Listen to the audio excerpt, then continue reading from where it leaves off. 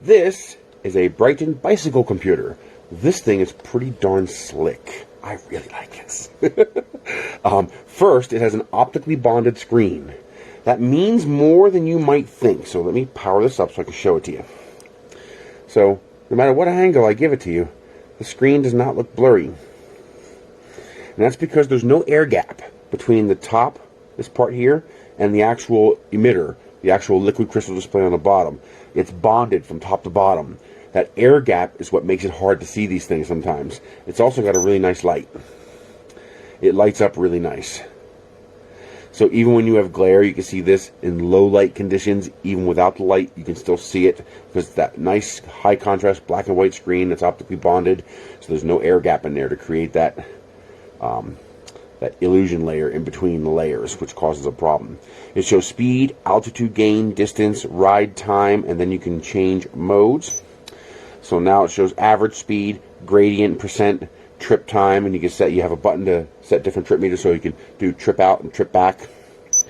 And really cool, max speed, max altitude, an odometer, and you can change the units it measures it in. It's GPS. This is Bluetooth, which means this connects to your phone and an app, and you can also share that data with other apps.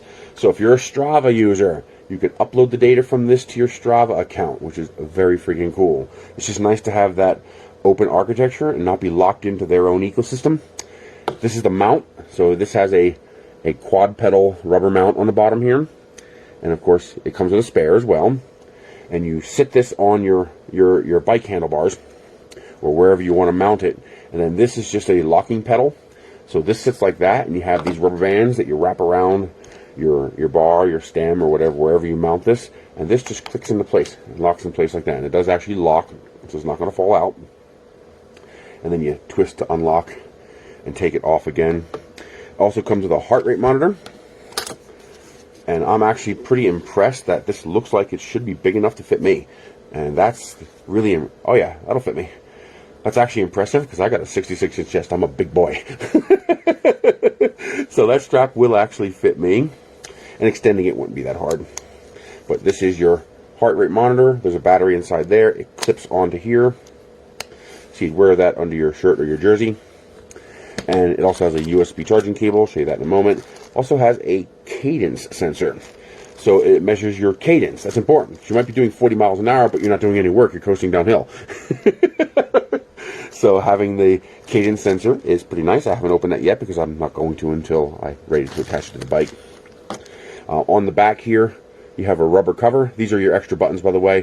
One is power and one is light. And also, it has a stop-pause functionality. I'm guessing for trip. Not entirely sure. There's a lot of functionality here. I got to read the manual. Then you have your page function to show you your different displays, depending on what you want it to show. And then you have your lap. So if you're repeating a loop, you can do a lap, and then you can compare the laps. Pretty cool.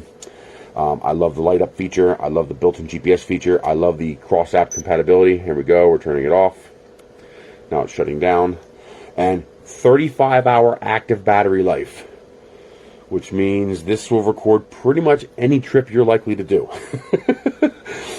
Not too many people ride more than 35 hours continuously straight. And then, of course, all you have to do is plug it into micro USB to charge it up underneath that rubber flap there.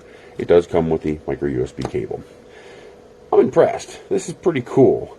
You know, very, very little sensors to have to hook up. You don't need a wheel sensor and all that stuff.